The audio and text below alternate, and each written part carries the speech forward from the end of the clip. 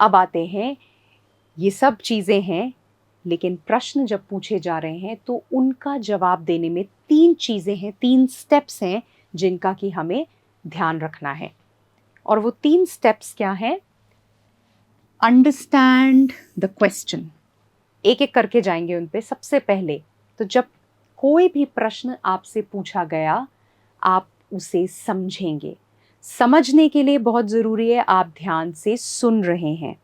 आप ध्यान से सुन रहे हैं लेकिन फिर भी कुछ शब्द मिस हो गया, है ना? उन्होंने थोड़ा धीरे बोला या कोई अचानक आवाज़ आ गई ज़ोर से, कुछ मिस हो गया, कोई बात नहीं।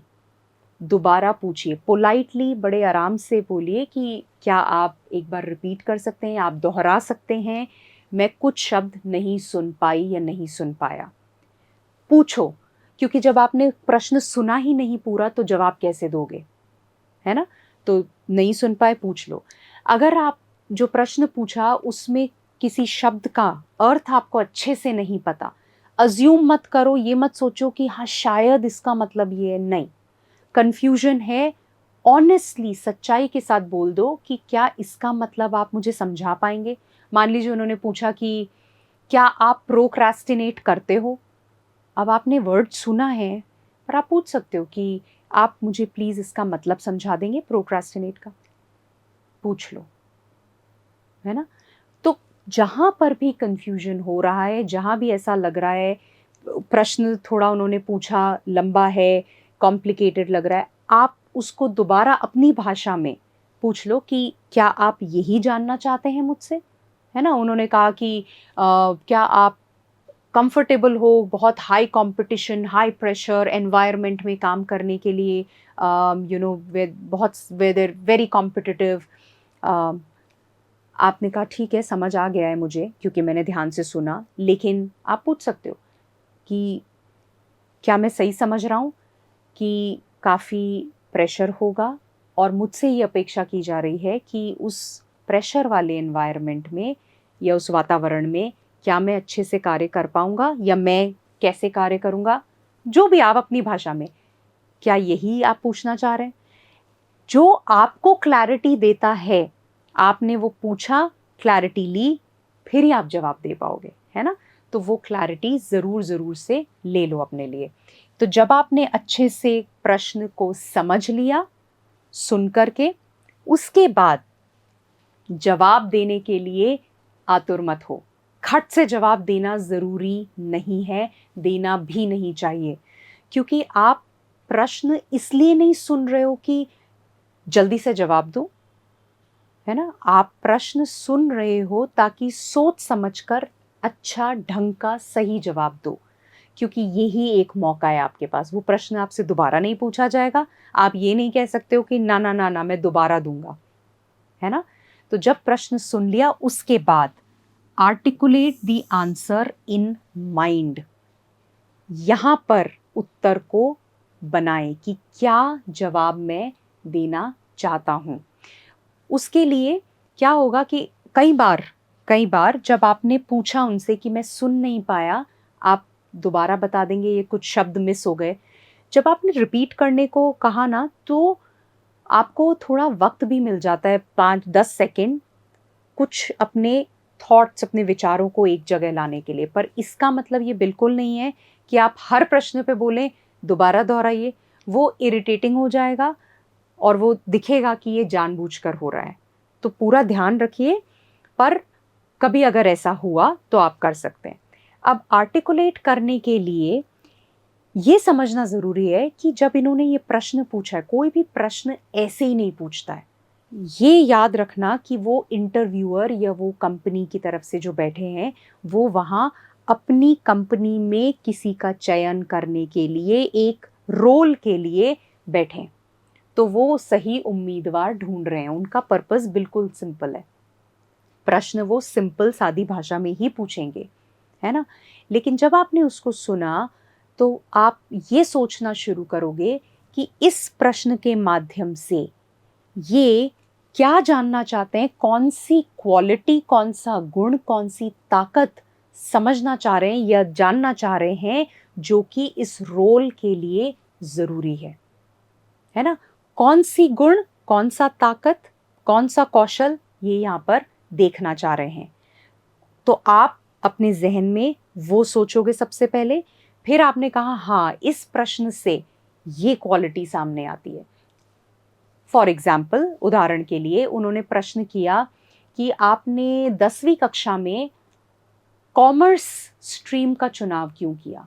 साइंस ले सकते थे, ह्यूमैनिटीज ले सकते थे, आपने कॉमर्स स्ट्रीम का चुनाव क्यों किया, है ना। अब आप सोचोगे ठीक है ऐसे ही प्रश्न पूछ लिया, नहीं। तो उससे वो क्या जानना चाह रहे हैं। अब आपने जवाब दिया कि मैंने, पापा ने कहा था कॉमर्स ले ले अच्छा रहेगा, तो मैंने कॉमर्स ले लिया। जैसे ही आपने ये जवाब दिया, आपने एक अवसर खो दिया अपनी सोच और अपने चुनाव करने की प्रोसेस, ताकत को दर्शाने का, है ना। वो यहाँ पर इस प्रश्न के माध्यम से जानना चाह रहे हैं कि आपने, आपका सोचने का तरीका क्या है, किसी भी चीज का चुनाव करने का तरीका क्या है। ये क्वालिटीज, ये जो कौशल है, उसको आप अपनी लाइफ में, अपनी जिंदगी में कैसे प्रयोग में लाते हैं, वो ये देखना चाह रहे थे, है ना। तो हर प्रश्न के पीछे एक उद्देश्य है, उस उद्देश्य को समझने की कोशिश करो। और वो कैसे समझोगे, जब ढंग से सोच समझ के बहुत अच्छे से सुन रहे हो और इंटरव्यूअर या नियोक्ता की तरफ से अपना दिमाग चला रहे हो, उनकी जगह रखकर सोच रहे हो कि अब ये यहाँ क्या जानना चाह रहे होंगे, है ना। तो वो सोच करके अपने जवाब को यहाँ पर सोचो। बहुत लंबे लंबे सेंटेंसेस नहीं चाहिए, छोटा क्रिस्प जो उस क्वालिटी को दर्शाता है, उस चीज़ को बताता है, वो चाहिए। और जब वो समझ आ जाए, वो आपने यहाँ पर फ्रेम कर लिया, है ना, सोचकर। अगर घबराहट होने लगे अचानक से, नर्वसनेस, कोई बात नहीं, 5 सेकंड ले लो, है ना, वक्त मांग लो, उसके बाद आराम से सोच के फिर बोलो। क्योंकि आप एक बात समझना, वहां पर वो टैलेंट जज करने नहीं बैठे। वो ये, अगर आप ऐसे किसी जॉब के लिए जा रहे हो, रोजगार के लिए जा रहे हो, जो है ही बोलने के बारे में, जहां आपका काम सिर्फ बोलने का है, कितने अच्छे आप बोलते हो, अगर वो नहीं है तो फिर उनको इस बात से कोई मतलब नहीं है कि कितना अमेजिंग बोल रहे हो, कितना अच्छा बोल रहे हो। वो ये देखना चाह रहे हैं कि आप कितना सच्चे हो, आप कितना क्लियर हो, वो देखना चाह रहे हैं। तो इस बात की परवाह मत करो कि कितना बढ़िया बोल रहा हूँ, कितना फ्लॉलेस बोल रहा हूँ, कितना कंफर्टेबल हो, आरामदायक स्थिति में आओ, मैनेज करो और फिर बोलो, है ना। जब ये आर्टिकुलेट कर लिया, सोच लिया, उसके बाद जवाब दो, उसके बाद उत्तर दो, उसके बाद अपनी प्रतिक्रिया दो, है ना। और उसका मतलब ये है कि शांतिपूर्वक किस तरह से दे रहे हो, टोन कैसी है, उतार चढ़ाव कैसे हैं, एक्सप्रेशन है, हाथ का प्रयोग कर रहे हो, है ना, क्रिस्प कैसे, एकदम छोटा सा, उसमें कोई स्टोरी देनी है, कोई इंसिडेंट देना है, क्या करना है, ये आपने यहाँ पर किया कि अच्छा ये वाली गुण ये देख रहे हैं इसके अंदर, मेरे ख्याल से इस गुण की बात करता हूँ। और उस गुण के साथ जुड़ा हुआ कौन सी स्टोरी, हमने जो काम पिछले भाग में किया था, कौन सा एविडेंस, कौन सी कहानी, कौन सा तथ्य अपने जीवन से इसके साथ जोड़ सकता हूँ। ये जब सोच लिया, फिर आप अपना उत्तर दे रहे हो। उस उत्तर में, क्योंकि आपने सोच के दे रहे हो, तो कॉन्फिडेंस भी होगा। बोलते बोलते नहीं सोच सकते हो, वहां पे फंबल कर जाते हैं, घबरा जाते हैं, वो हम नहीं चाहते, है ना। तो ये करके आप अपना जवाब दो, ठीक है। तो 3 स्टेज है, कोई भी चीज तैयारी क्योंकि आपने की हुई है, प्रश्न आपको पता है, जो डोमेन से है वो आपको पता है, उस विषय के बारे में वो पता है, कंपनी के बारे में आपने तैयारी की हुई है, अपने बारे में की हुई है, कॉमनली जो पूछे जाते हैं प्रश्न वो की हुई है, तो सब है। अब जो तरीका है ताकि आप आरामदायक स्थिति में रहो, नर्वस ना हो, वो ये है, समझो, उसके बाद स्पष्ट उत्तर यहां पे सोचो और फिर जवाब दो।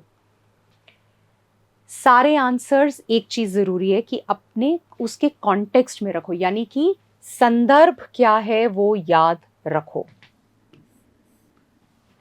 है ना। आप, वो आपके बारे में खाली जानने के लिए नहीं बैठे हैं, उनका उद्देश्य बहुत क्लियर है, जॉब, उम्मीदवार इस रोजगार के लिए है। तो आपके उत्तर उसी कॉन्टेक्स्ट में होने चाहिए। तो फॉर एग्जाम्पल, उदाहरण के लिए, अगर आप कोई अपना इंटरेस्ट, आपकी पसंदीदा अपनी हॉबी भी बता रहे हो, मैं तबला बजाता हूँ, तो उसको कैसे जोड़ोगे ताकि वो साक्षात्कार के संदर्भ में हो, उस रोजगार के संदर्भ में हो। तो आप ये कह सकते हो कि मैं तबला बजाता हूँ और ये मेरा तरीका है खुद को स्ट्रेस से बाहर निकालने का, या उसको बजाने से मैं एकदम फ्री हो जाता हूँ, तो मैं डेली रियाज करता हूँ या डेली आधा घंटा बजाता हूँ या 15 मिनट बजाता हूँ, जिससे मैं एनर्जी में आ जाता हूँ। तो आपने लिंक कर दिया खुद का ध्यान रखने से, खुद की एनर्जी पे काम करने से, उस तबले को रेलेवेंट हो गया। तो हर चीज को जोड़ दो, क्योंकि खाली तबला बजाता हूं का उस इंटरव्यूअर या उस नियोक्ता के लिए कोई मायने नहीं है। Okay, make the most of your limited time. याद रखो, आपका वक्त बहुत निर्धारित है, कम है, 2 घंटे नहीं है उनके पास में, और सबका अटेंशन स्पैन बहुत कम होता है ना। तो छोटे छोटे आंसर्स, जो बात आप बहुत लंबे पैराग्राफ में कह रहे हो, नहीं, उसको 4 लाइन में, 5 लाइन में कहने की भी आदत डालो, उसका रियाज करो, उसकी प्रैक्टिस करो। और ये कब होगा?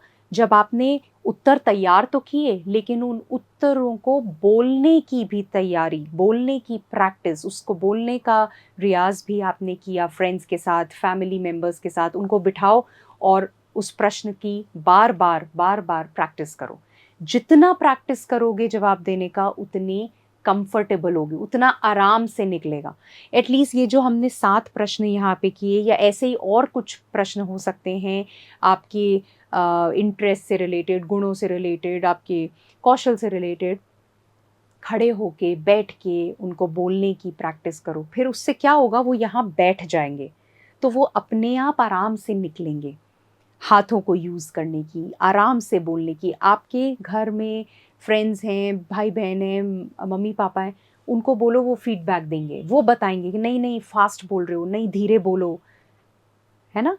तो जितनी प्रैक्टिस करोगे, उतना ही क्रिस्प बोलने की आदत पड़ेगी, ताकि जब इंटरव्यू में पूछा जाए तो आप उस वक्त का, जो लिमिटेड टाइम आपके पास है, उसका भरपूर प्रयोग कर पाओ। तो ये क्विक चेकलिस्ट अब हम देख लेते हैं। हमने सब चीज़ों पर बात करी कि क्या क्या किया जाना चाहिए पहले, इंटरव्यू के दौरान, किस तरह से उत्तर देने, तैयारी कैसे की है। क्विक चेकलिस्ट, सबसे पहले कंपनी पर शोध करें।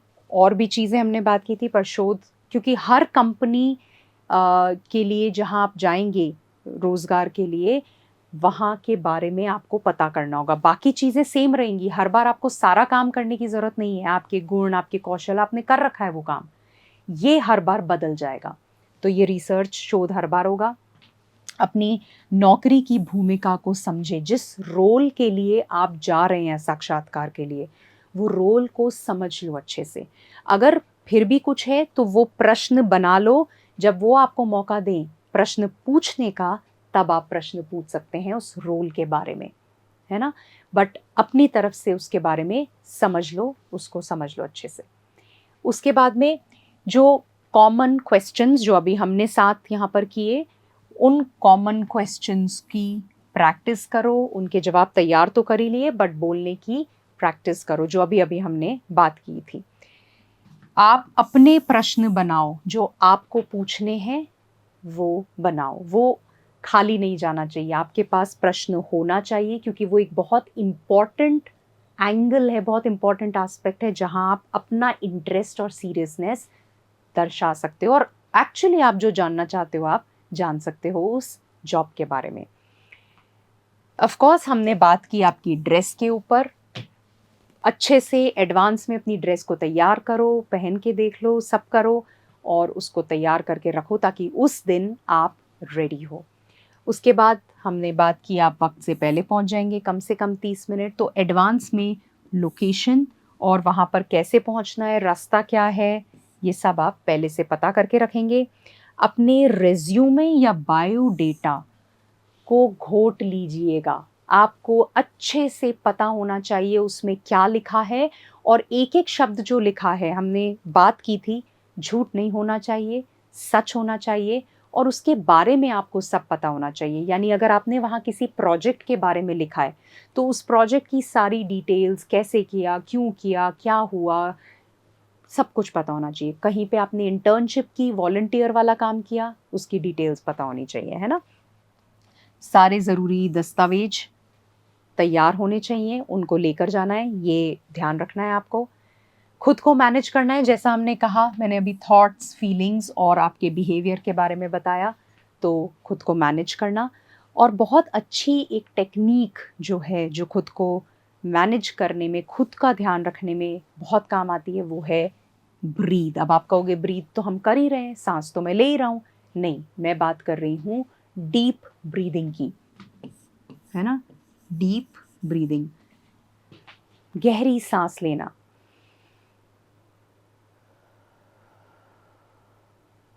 गहरी सांस ली और फिर मुंह से उसको निकाला। आपका पूरा फोकस उस वक्त सांस पे होना चाहिए। ये आपको मदद करता है इस मोमेंट में, अभी होने में, जो भी यहाँ खलबली मची हुई है उससे दूर होने में। तो ये यूज़ करिए।